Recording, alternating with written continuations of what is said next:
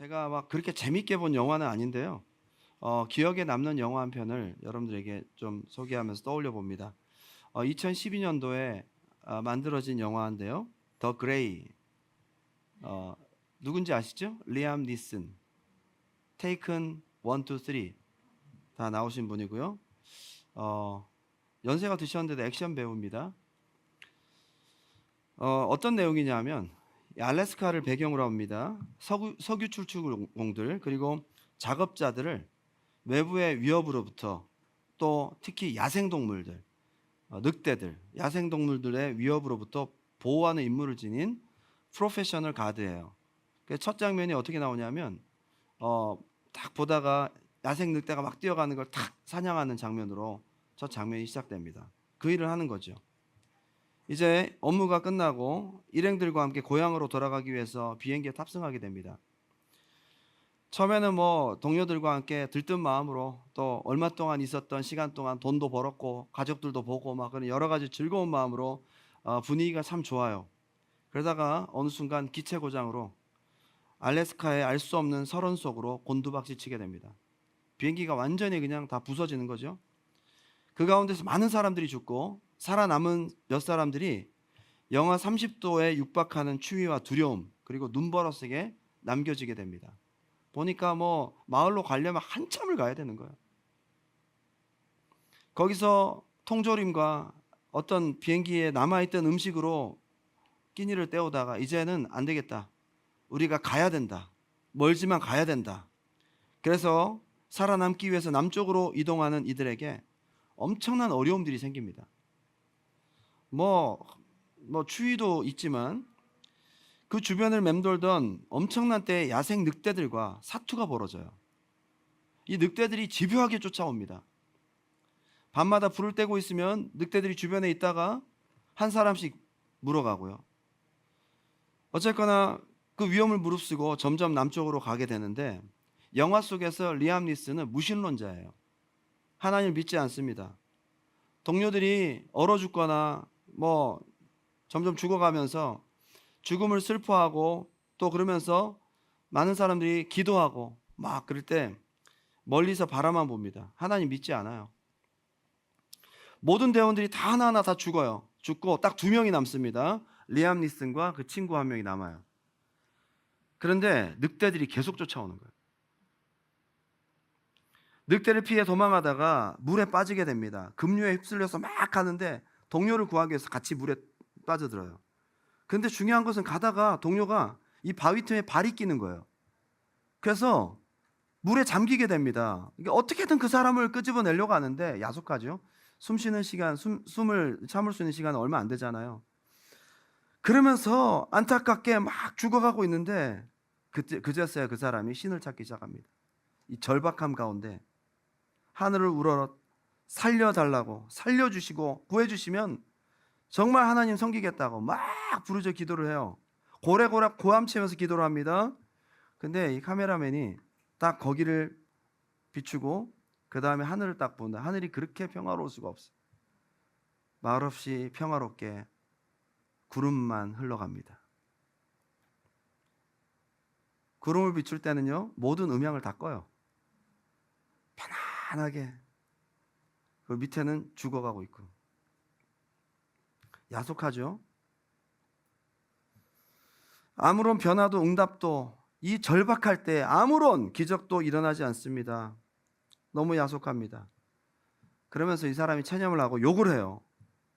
그럼 그렇지, 하나님이 어디 있어? 나 스스로 해결해야 돼. 그래, 내가 스스로 해야지. 그러면서 결국 물에 빠져 죽은 익사한 마지막 동료의 시체를 남겨두고 늑대를 피해 계곡길을 따라 도망합니다. 결국 그렇게 찾아간 곳이 늑대 소굴로 찾아간 거예요. 늑대 무리에 의해서 둘러싸여 있고, 늑대의 가장 우두머리인 검은 늑대가 딱 째려보고 있는데, 그걸 보면서 아까 저 포스터에 사진 있죠? 그게 지금 늑대를 바라보면서 전의를 다지면서 마지막 몇 개 남아있는 유리병들을 손가락에 끼우고 딱 싸울 준비를 하면서 영화는 끝이 납니다. 암울하죠? 암담한 여운을 남기면서 영화를 끝을 내게 돼요. 저는 이 제작자가 철저한 무신론자 같아요. 그 보니까 되게 화가 나더라고요. 왜 응답 안 하셨지? 어쩌면 각박한 세상 속에서 살아보려고 안간힘을 쓰는 사람들이 대하는 하나님에 대한 이미지인지도 모르겠어요. 그죠? 심지어 크리스찬들 가운데서도 가끔 힘들고 어려운 문제를 통해서 하나님을 절박하게 불러보지만 정말 무심히 흘러가는 구름과 같이 세상은 다 평화롭게 돌아가는데 하나님이 그렇게 무심하기 짝이 없는 모습으로 응답이 없다 이 말이에요. 과학이 발달하고 사람들의 사고가 논리적이 되면서 무조건 믿는 것은 점점 더 어리석게 보이기 시작합니다. 르네상스를 지나서 사람들이 과학에 눈을 뜨고 수많은 유럽의 철학 사상들을 거쳐서 그것이 신학에까지 영향을 미치죠. 자유주의 신학을 만들어내게 됩니다. 한마디로 과학에 근거한, 현실에 근거한, 경험에 근거한 하나님인 거죠. 창조 다 가짜야, 신화야. 홍해 갈라지는 거 말도 안 되는 얘기고, 만나가 하늘에서 어떻게 떨어져, 병자가 고침받고 죽은 자가 살아나고, 특히 더더욱 믿지 못하는 것은 예수님이 처녀의 몸에서 태어났다는 거예요. 죽은 다음에 부활해서 하늘로 승천하고 다 신화로 받아들입니다. 하나님을 연구하는 신학자들이 이렇게 생각하고 있는 거예요. 기적을 믿지 않고 성경의 무호성을 인정하지 않는 것이죠. 여러분, 놀랍게도 이 모든 자유주의 신학이 거의 대부분의 신학교를 지금 강타하고 있어요. 그런데 특별히 이런 신관을 가진, 리버럴한 그런 신관을 가진 그 특징 중에 하나가 하나님에 대한 이미지가 굉장히 초월적이라는 거예요. 초월적인 하나님 그러면 뭐 위대하고 큰 하나님 같이 좋게 느껴질지 모르겠지만 나쁜 의미의 초월적인 하나님인 거죠. 관여하지 않는 거예요. 신경 쓰지 않습니다. 하나님이 창조만 멋지게 해놓고는 우리 인간에게 맡겨놓고 떠나셨어요. 너희들이 알아서 해라. 그 떠나셨어요. 우주 밖에 저 보좌 우편에 우리를 바라보고 계실 분, 모든 걸 인간에게 위임하고 죽이 되든 밥이 되든 인간이 꾸려가라. 너희가 이 세상을 아름답게 꾸며라. 우주 밖에 계시고 간섭하지 않습니다. 이 초월적인 하나님인 거죠. 혹시 이런 하나님을 생각하고 있지 않습니까? 결국 하나님이 마지막에 심판하러 오시는 거예요. 심판하러. 맡겨놓고 수금하러 오세요. 수금하러. 심판하러 오신다고요. 그래서 리버럴한 신학을 가진 사람들은 이 세상을 아름답게, 인간들이 이 세상을 아름답게 하는 것이 중요하다. 그래서 사회 개화, 그 다음에 그런 운동들을 많이 하죠. 하나님을 의존하기보다 인간 스스로 이 세상을 아름답게 만들어가야 될 책임이 남는 것입니다. 도와주고 간섭하고, 다만 그런 것은 없고 평가와 심판만 있을 뿐입니다. 너무 초월적이어서 우리 인간과 영적 관계를 이 땅에서 맺지 않습니다. 기도하는 거 바보 같은 일인 거예요. 인간 스스로 무언가 해낸다는 것이 더 있어 보이고 멋져 보이는 것이죠. 근데 그런 건 성경과 맞지 않습니다. 속지 마십시오, 여러분. 사람들은 저마다의 하나님을 만들어내요. 시편이 기록될 당시에 고대 근동의 신들 이미지 중에 큰 신들은요, 주로 잠을 잡니다. 평상시에 관여하지 않습니다. 잠을 자요. 신들이 대부분의 시간을 잠을 자요. 그러다가 한 번씩 깨요. 깨면 괜히 승질 부려요. 그 천재지변을 일으키고 지진을 일으키고 막 벼락이 때리고 막 그러면 신이 노한 거야. 신이 노한 거. 괜히 자다가 일어나가지고 승질 부리고 자고. 그게 고대 근동 지방의 큰 신이에요. 그래서 시편에서 뭐라고 얘기하느냐? 우리 하나님은 그렇지 않다. 이스라엘을 지키시는 자는 졸지도 아니하시고 주무시지도 않는다. 관여하신다는 얘기예요. 이게 우리가 믿는 하나님입니다. 오늘 이사야 9장에서 하나님에 대한 이미지를 분명히 심어주는 굉장히 특징적이고 중요한 표현이 있어요. 한번 따라할까요? 만군의 여호와의 열심. 게으름이 아니라서 얼마나 다행이죠. 우리 하나님은 가만히 계신다.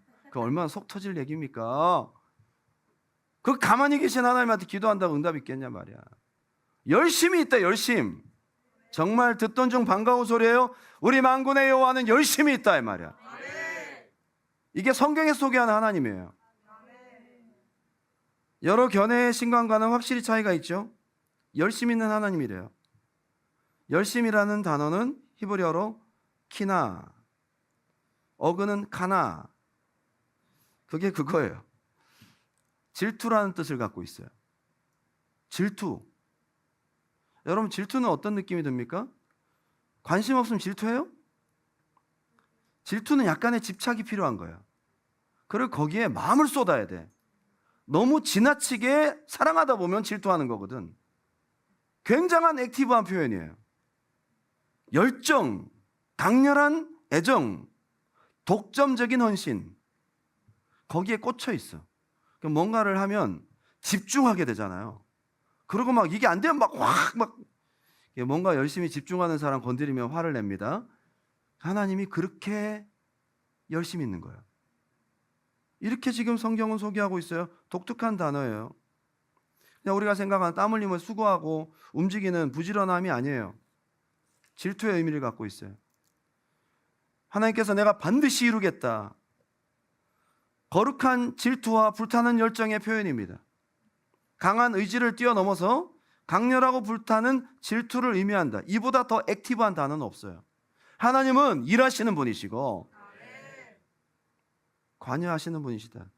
그래서 이 카나, 키나 이거하고 이 단어를 쓰는 내용이 바로 출애굽기 34장 14절인데요.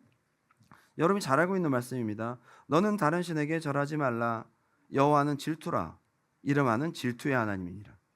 카나라는 단어를 쓰고 있어요. 신랑이 신부를 너무 사랑해서 다른 누구에게도 뺏기지 않고 계속 간섭하고 계속 전화하고 너 어디서 뭐해?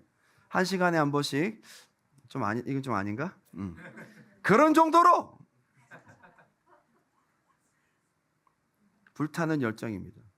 이걸 못 해내면 막 분하고 막 갑자기 연락 꺼놓고 질투하고 막 조금은 지나친 액티브한 표현이기도 해요. 우리가 믿는 하나님이 한번 따라합시다. 열심을 가지신 하나님.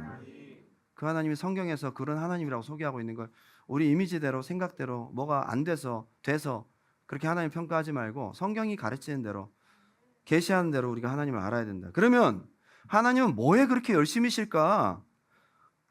뭘 위한 열심일까? 하나님이 무엇을 위한 그런 열심일까? 오늘 열심의 하나님의 방향, 하나님의 열심의 방향을 두 가지로 함께 나눠보고자 합니다. 첫 번째는 구원입니다. 한번 따라합시다. 구원을 이루시는 하나님의 열심. 9장 1절부터 쭉 보다 보면 전에 고통받던 자들에게 흑암이 없다 쭉 얘기를 하면서 스불론 땅, 납달리, 그 다음에 갈릴리 쭉 나오고요. 마지막에 6절에 이는 한 아기가 우리에게 낳고 한 아들을 우리에게 주신 바 되었는데 그의 어깨에는 정사를 메었고 이름은 기묘자라 모사라 전능하신 하나님이라. 한마디로 메시아를 얘기한 거죠. 그러면서 메시아 얘기를 한 다음에 아버지의 만군의 여호와의 열심히 이를 이룰 거다. 한마디로 구원자를 보낸다는 거 아니에요? 하나님이 구원자를 보내고 구원하시는 것에 대한 열심을 얘기를 하고 있어요. 직접적이에요. 이 글을 쓸 당시가 어떤 상황이냐? 굉장히 남유다에게는 우울한 상황, 힘든 상황입니다. 그 당시에 히스기야의 아버지 아하스가 왕이었어요. 그때 얼마나 힘들고 어려운 시절이었느냐? 아시리아라는 나라가 크게 일어납니다. 이 나라가 일어나서 세력을 확장하면서 가장 먼저 정책을 펼친 것이 서쪽으로 진출하는 거예요. 아시리아의 서쪽은 모압과 암몬이 있고요. 북이스라엘 남유다가 있고 아람이라는 나라가 있고 블레셋 나라가 있는 거죠.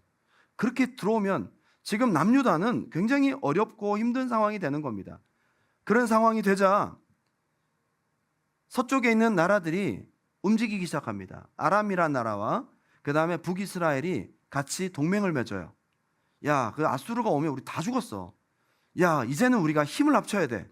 그래서 아수르에게 한번 대항해 봐야 돼. 야, 그런데 우리 두 나라만 해서는 안 되잖아. 남유다를 설득해 보자. 그래서 남유다에게 얘기를 했는데 남유다에 있는 아하스 왕이 반대. 나는 아수르한테 붙을래. 이렇게 된 거죠. 그래서 북이스라엘과 아람 나라가 힘을 합쳐서 남유다를 쳐요. 하루에 12만 명의 군사가 죽습니다. 남유다가. 일방적이에요. 일방적인 학살을 당합니다. 20만 명이 포로로 잡히고요. 남유다가 망하게 생겼어요. 그러면 아수르한테 붙는다고 해서 좋으냐? 이사야 예언을 보게 되면 아수르한테 결국은 또 폭행을 당하는 거죠. 이래저래 힘들고 어려운 상황이 벌어지는 겁니다. 여러분, 희망이 없어요. 이 말씀을 듣는 당시에 남유다는 희망이 없어. 살 길이 없어. 그런데 선지자 이사야가 아하스에게, 희망 없는 힘든 아하스에게 찾아가서 두려워하지 마라. 하나님을 신뢰해라. 너에게 무슨 징조를 보여줄까? 아하스가 징조 구하지 않겠습니다. 됐습니다. 그러거든요. 그랬더니 그러면 하나님이 직접 징조를 베풀게. 보라, 처녀가 아들을 낳으리니 임마누엘이라 하리라. 가장 힘들고 어려울 때 하나님이 주신, 그분이 열심 내서 하겠다고 하는 타이틀이 뭐냐? 구원하시겠다는 거예요. 구원. 하나님이 여러분 구원하실 겁니다. 메시아가 오신다는 예언이 굉장히 많아요. 이사야서에만 35번 있어요. 구약 전체는 뭐 말할 것도 없고요. 오늘 본문에도 한 아기가 태어날 거다. 아기가. 가장 힘들고 어려운 7장, 8장, 9장 전부 다 힘든 상황이에요. 한 아기가 태어날 거다. 그 아기가 누구냐? 평범한 아기가 아니래요.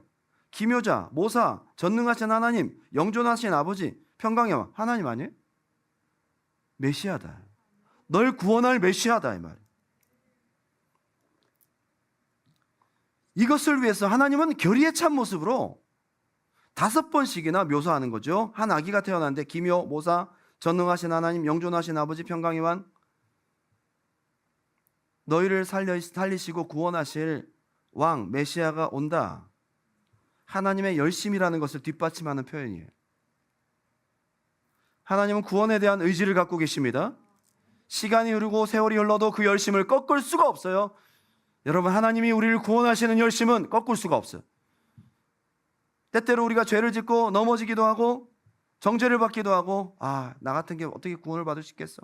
나는 진짜 오랫동안 교회도 안 나왔는데, 진짜 나는 믿음도 없는데. 그래도 하나님 믿으세요. 하나님은 여러분을 구원하십니다. 구원의 열심을 갖고 계십니다. 힘들고 어려울 때 우리가 붙들어야 될 하나님은 구원자 하나님이시다, 이 말이에요. 가장 힘들고 어려울 때 주변을 둘러봐도 소망이 없고 아무것도 할 수 없을 때 붙들고 의지해야 될 하나님의 모습은 반드시 구원하시는 열심을 가지신 하나님이다. 창세기 3장 15절에 구원에 대한 약속이 최초로 선포됩니다. 죄를 짓고 선악과 따먹고 이제 쫓겨나게 됐어요. 정령 죽으리라. 너희는 죽었어요. 근데 그때 말씀하신 첫 번째 약속이 3장 15절 창세기, 내가 너로 여자와 원수가 되게 하고 네 후손도 여자의 후손과 원수가 되게 하리니 여자의 후손은 네 머리를 상하게 할 것이요 너는 그의 발꿈치를 상하게 할 것이니라. 최초의 메시아에 대한 언약이에요.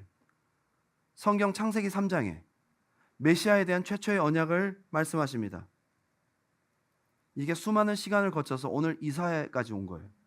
여러분이 열심을 꺾을 수가 있습니까? 수천 년이 지났어요. 그래도 메시아에 대한 하나님의 열심은 식지 않아요. 여러분, 뭔가 우리가 운동을 한번 해야지. 토요일날 저녁 7시에 89 핀치 애비뉴 웨스트 이쪽 커뮤니티 센터에서 두건모 모임이 있어요. 정말 처음에 올 때는요, 많은 사람이 왔어요.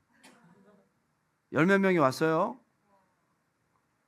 그래서 결의에 차면 헐!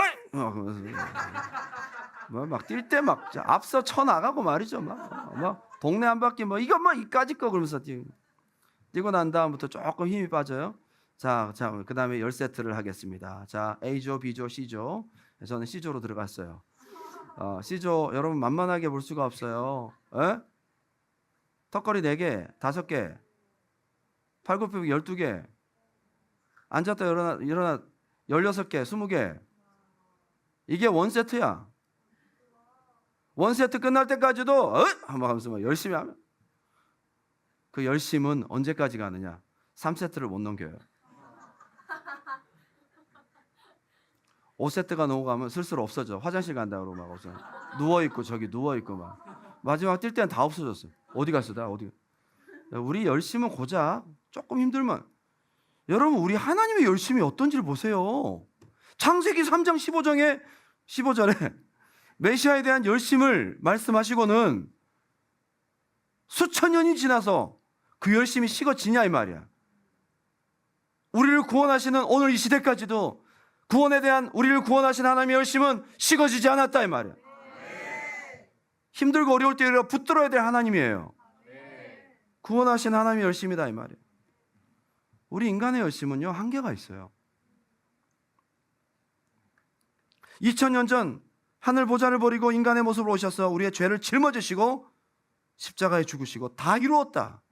기어이 그 열심은 이루고야 맙니다. 이분이 우리가 믿는 하나님이시다 이 말이에요. 무엇을 위해서?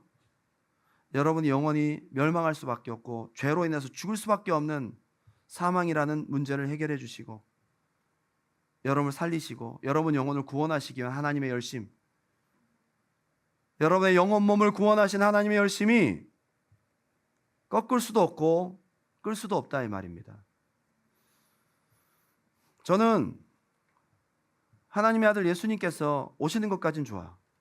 겟세마네 동산에서 그 하나뿐인 독자 아들이 예수님이 땀방울이 핏방울이 되기까지 몸부림치면서 이것이 지나갈 수 있으면 지나가게 해주십시오. 하나님한테 마지막 부탁을 하거든요. 이 얼마나 눈물 나는 기도입니까? 근데 하나님이 그것을 거절하세요. 그리고 우리를 구원하시고자 하는 하나님의 열심은 겟세마네 동산에서도 꺾이지 않았어요. 이 복음을 위한 수많은 헌신들은, 열심들은 수많은 순교자를 낳고 오늘에까지 이르렀습니다. 하나님의 구원을 향한 열심은 성경에 가득합니다. 로마서 8장 38절부터 39절, 내가 확신하노니 사망이나 생명이나 천사들이나 권세자들이나 현재일이나 장래일이나 능력이나 높음이나 기쁨이나 다른 어떤 피조물이라도 어떤 것도 우리를 우리 주 그리스도 예수 안에 있는 하나님의 사랑에서 구원해서 끊을 수 없다. 하나님의 열심을 꺾을 수가 없다 이 말입니다.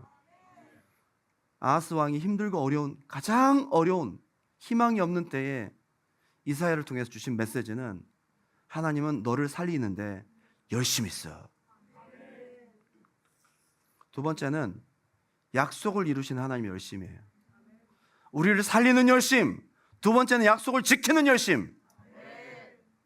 이게 하나님의 남다른 질투하는 열심이다 이 말입니다. 오늘 이 본문에서 우리가 생각해야 될 것은 메시아를 보내신다는 약속의 말씀이에요. 같은 상황인데 세 가지의 다른 얼굴로 메시아를 보낸다는 이야기를 7장, 8장, 9장에 얘기하고 있어요. 7장에는 임마누엘, 이건 예수님 메시아에 대한 직접적인 예언이고요. 8장에는 이사야가 둘째 아들을 낳을 때 아들 이름을 마헬살랄 하스바스라고 불렀어요. 심판이 속히 온다는 뜻이에요. 이 아이가 엄마 아빠 하기 전에 너희를 괴롭게 하는, 너희를 죽이는 북이스라엘과 아람 나라를 내가 무찌르겠다, 구원하겠다. 결국 이것은 메시아 언약으로도 이어지거든요. 9장에 한 아기가 난대잖아요. 한 아기가. 지금 똑같은 얘기 아니에요? 임마누엘하고 한 아기가 무슨 차이예요? 아이는 5개의 이름을 갖고 있어요. 기묘자, 모사라, 영존하신 아버지라, 평강의 왕이라. 구원자를 보내고 구원을 이루시겠다는 언약을 반복적으로 말씀하시면서 약속을 컨펌하고 계세요. 하나님은 약속에 대한 열심이 있으십니다. 이걸 꺾을 수가 없어요. 하나님 한번 약속하시면 반드시 이루게 돼 있어요.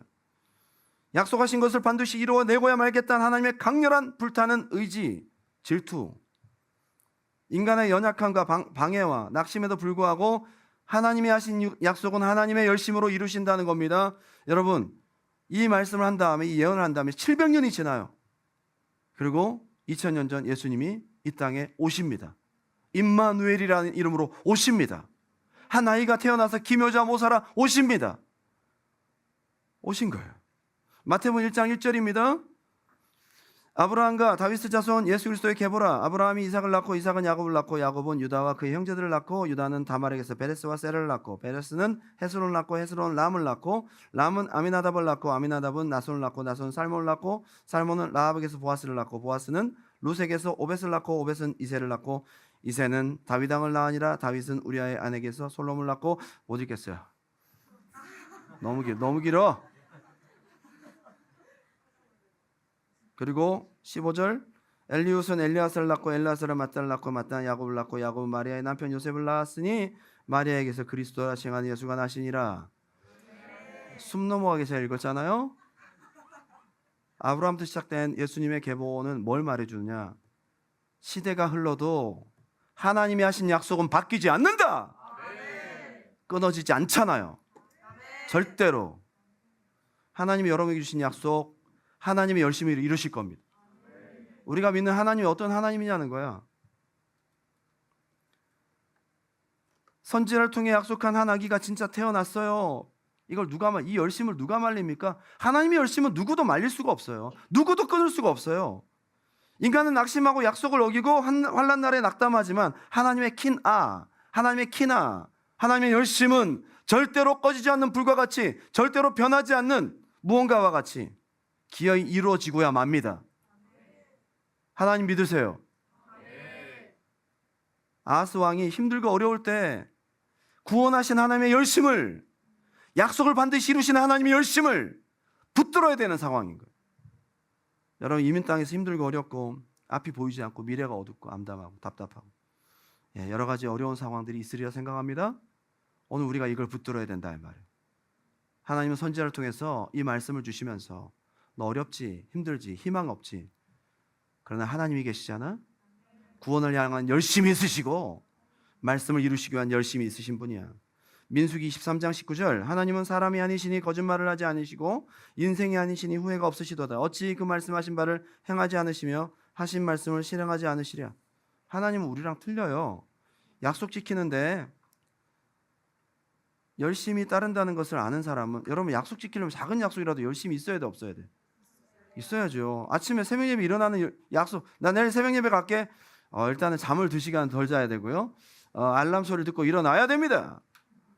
가기 싫은 마음을 이겨야 돼. 약속을 신중하게 하게 되죠. 나 내일 몇 시까지 올게? 저는 약속을 수없이 해도 약속 지키는 사람 한 사람도 못 봤어요.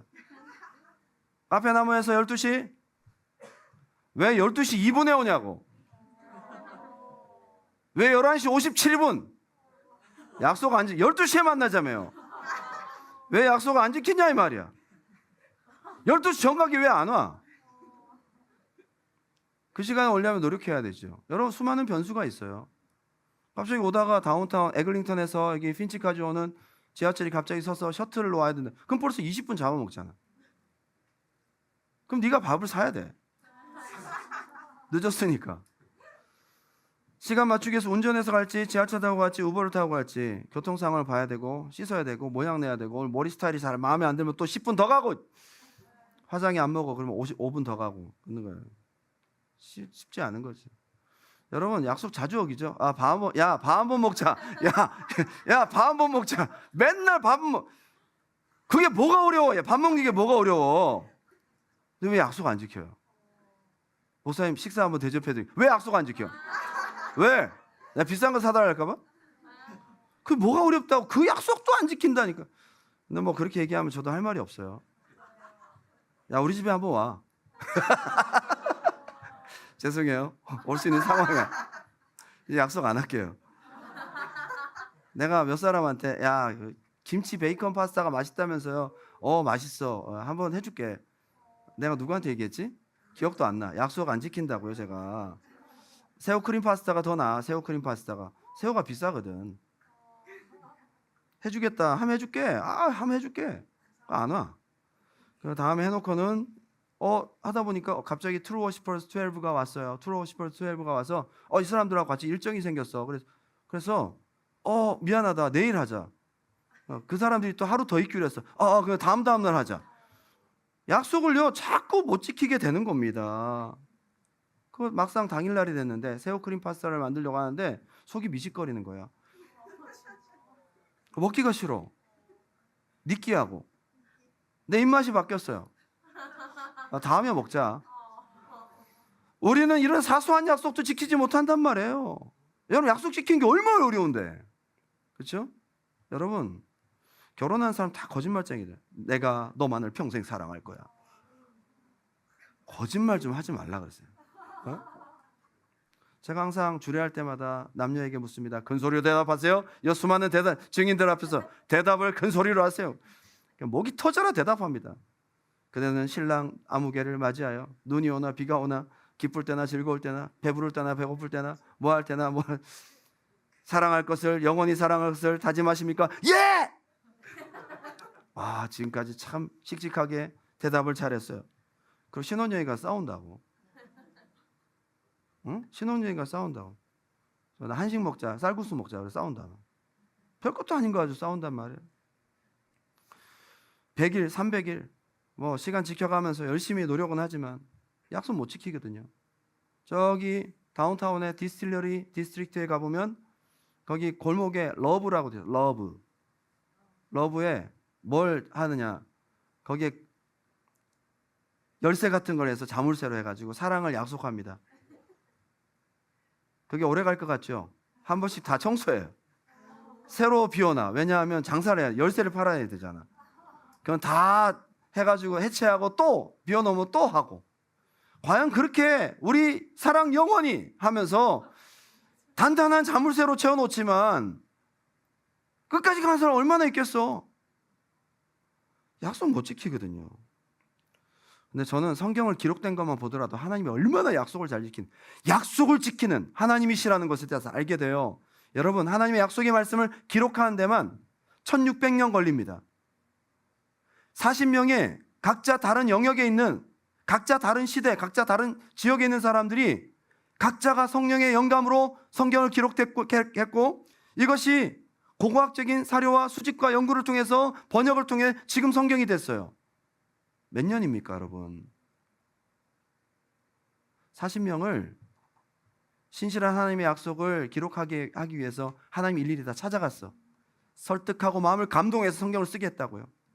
1600년 동안 하나님이 쉬지 않고 40명을 찾아가 성경을 기록하게, 약속의 말씀을 기록하게 했고, 약속의 말씀을 수집하도록 수많은 역사 가운데 이벤트를 통해서 역사하셔서 지금까지 오게 했단 말이에요. 얼마나 신실하시냐 이 말이에요. 성경을 기록하는, 하나님의 약속을 기록하는 그 시간 동안도 보통 열심이 아니에요.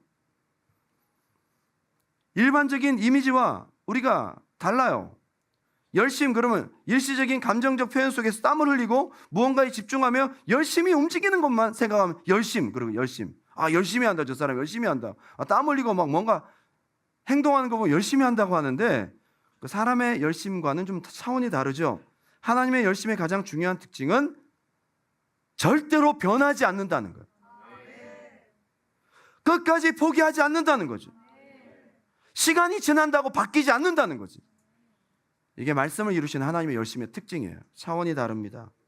오늘 어두운 갈릴리에서 빛을 비추신다고 본문에서 말씀하시더니 2000년 전 예수님이 오셔서 주활동 무대가 어디죠? 납달리, 갈릴리. 거기서 천국 복음을 전파하시고 수많은 사람들을 만나시고 메시아의 빛을 비춰주셨습니다. 이런 디테일한 지역까지 하나님은 다 이루셨다 이 말이에요. 때로는 침묵하시는 것 같고, 때로는 조용한 것 같고, 때로는 안 계신 것 같아요. 때로는 그토록 해결하기 원하는 문제가 계속 가는 거예요. 하나님은 가만히 계신 것 같아요. 열심히 하지 않는 것 같아요. 오늘 우리가 상황이 주는 이런 하나님에 대한 이미지를 버려두고 성경이 말하는 하나님의 이미지를 붙들라 이 말이에요. 한번 따라합시다. 약속의 말씀을 이루시는 하나님의 열심. 올해 초에 받은 말씀이 뭐예요? 캐나다 오실 때 하나님이 주신 말씀이 뭡니까? 엊그제 기도하면서 주신 성령의 감동과 말씀이 무엇입니까?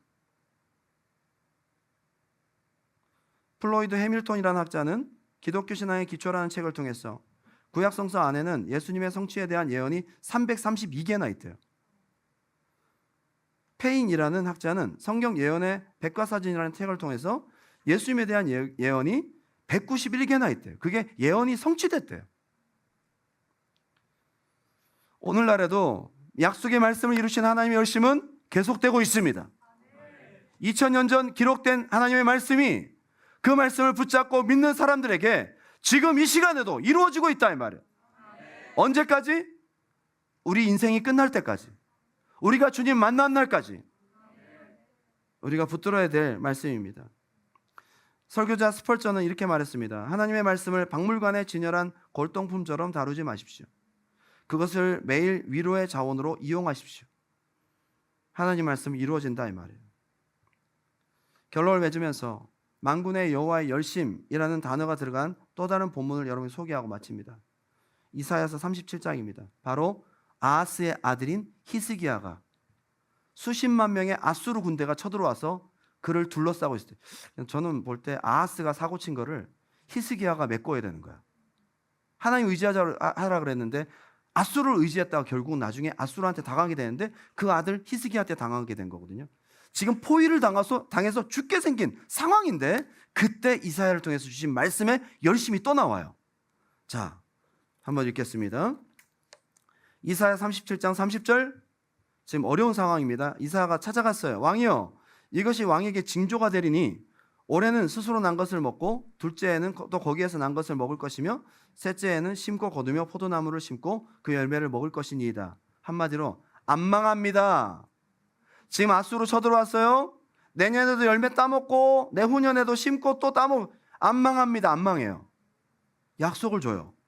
그러면서 유다 족속 중에 피하여 남은 자는 다시 아래로 뿌리를 받고 위로 열매를 맺으리니 이는 남은 자가 예루살렘에서 나오며 피하는 자가 시온산에서 나올 것입니다. 한번 따라합시다. 만군의 여호와 열심히 이를 이루시리다.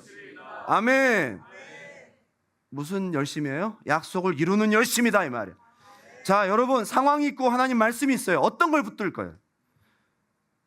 히스기야는 상황을 붙들 수밖에 없는 상황이에요. 지금 포위를 당했다니까. 근데 이사야의 말씀은 말이잖아. 현실적인 문제와 말. 여러분 우리는 현실적인 문제에 눈이 가게 돼 있어요. 근데 하나님 말씀 붙들어야 된다고. 히스기야는 말씀 붙들었어요. 자, 33절. 그러므로 여호와께서 아수르 왕에 대하여 이같이 이르시되 그가 이 성에 이르지 못하며 화살 하나도 이리로 쏘지 못하며 방패를 가지고 성에 가까이 오지도 못하며 흉벽을 쌓고 치지도 못할 것이요 그가 오던 길 곧 그 길로 돌아가서 이 성에 이르지 못하리라. 나 여호와의 말이니라. 자, 지금 이 말씀을 이루시는 여호와의 열심을 붙들 거냐, 아니면 너를 포위하고 있는 저 엄청난 군대를 볼 거냐. 35절. 대저 내가 나를 위하여 내 종 다윗을 위하여 이 성을 보호하며 구원하리라 하셨나이다 하니라. 36절. 여호와의 사자가 나가서 아수르 진중에서 18만 5천인을 쳤으므로 아침에 일찍이 일어나 본즉 시체뿐이라. 끝났어요. 그냥 포위당하고 있다가 히스기야가 하나님의 열심 말씀을 딱 붙들었어요. 그날 밤에 전쟁도 해보지도 않고 지금 포위하고 있는 상태에서 하나님 천사를 하나 딱 보내요. 보내서 그 진치고 있는 18만 5천 명의 영혼을 다 불러드립니다. 뭐 어떻게 되죠? 죽은 거죠. 여러분 영혼이 떠나는 게 죽는 거 아니에요? 영혼을 다 분리수거래. 불러들여서 어디론가 끌고 가버리니까 남은 건 몸뿐이야. 무기가 무슨 소용이며 그들의 인원수가 무슨 소용이냐 말이야. 다 죽었는데. 그 뒤부터 아수르가 완전히 급격히 깔아앉기 시작하고 이 사네립 왕은 돌아가서 암살당해요. 그리고 얼마 후에 바벨론이 일어나서 아수르를 멸망시킵니다. 말씀을 이루신 하나님의 열심을 붙드시는 여러분 되시기 바랍니다. 우리 하나님 살아계십니다. 약속을 이루어 주십니다.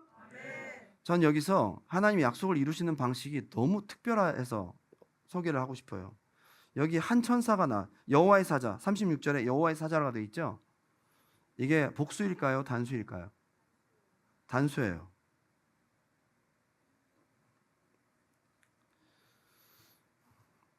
여기 보게 되면 여호와의 사자가 말라크라 돼요. 말라크는 왕이란 뜻이에요. 왕. 하나님의 왕 같은 천사를 보낸 거죠. 힘센 천사를 보낸 거죠. 미카엘이나 뭐 천사 중에 가장 힘센 리더를 보낸 것 같아요. 어쨌거나 한 천사가 나와서 18만 5천 명의 영혼을 다 보따리에 싸가지고 끌고 와버렸어. 끝. 상황만 보면 이런 일이 일어난다는 거는 그날 밤에 그것도 상상도 못할 일이잖아요. 근데 하나님의 약속을 이루시는 열심을 붙드는 자에게는 내가 생각지 못한 놀라운 말씀의 성취가 있다 이 말이에요. 그것을 붙드는 저와 여러분이 되기를 주님의 이름으로 축원합니다. 승리하는 여러분 되시기를 주님의 이름으로 축원합니다. 우리 한번 기도할까요? 여러분에게 하나님은 어떤 하나님이십니까? 오늘 이 말씀들은 다 정말 힘들고 어려운 상황에서 내가 할 수 있는 것이 아무것도 없다고 하는 상황에서 문제를 만나고 고통을 당하는 어려운 상황에서 주신 하나님의 메시지예요. 내가 어려워서 기도 못 하겠는데요, 힘들어서 못 믿겠는데요, 여러분, 아닙니다. 그럴수록 더 하나님을 믿어야 됩니다. 더 하나님 붙들어야 된다고요. 오늘 우리가 붙들어야 될 하나님은 어떤 하나님이십니까? 열심을 가지신 하나님. 하나님이 가만 계세요? 저도 그렇게 느낄 때가 되게 많았어요. 하나님 가만 계신 것 같아서 야속하고요, 불러도 대답이 없고요, 기도해도 응답이 없고, 하나님 죽은 거 아니야? 그게 제 생각이었던 거예요. 저와 여러분은 오늘 성경이 말하는 하나님에 대한 소개를, 그 진리를 붙들어야 됩니다. 약속이 이루어지지 않아서 실망한 분들 계십니까? 기도했는데 응답되지 않아서 답답한 분들 계십니까? 오늘 우리 속에 생각과 마음속에 부정적인 모든 찌꺼기들을 몰아내고 만군의 여호와의 열심을 붙드는 시간 되기 바랍니다. 나를 살리시는 구원의 하나님, 약속을 이루시는 성실하신 하나님, 그 열심을 내가 붙들고 나아갑니다. 오늘 그 하나님을 의지하고 나아가는 시간 되기 바래요. 이 시간 두 손 들고 간절한 마음으로 함께 기도할 때에 하나님이 믿어지지 않는 분들은 몸부림치세요. 믿음 달라고. 문제 가운데 있는 분들은 문제 때문에 울지 말고 이 문제를 해결하실 하나님의 열심을 붙들지 못하는 나의 믿음 없음 때문에 몸부림치세요. 오늘 그러한 은혜가 있길 바랍니다. 우리 주님의 이름 한번 부르고 기도합니다. 주여!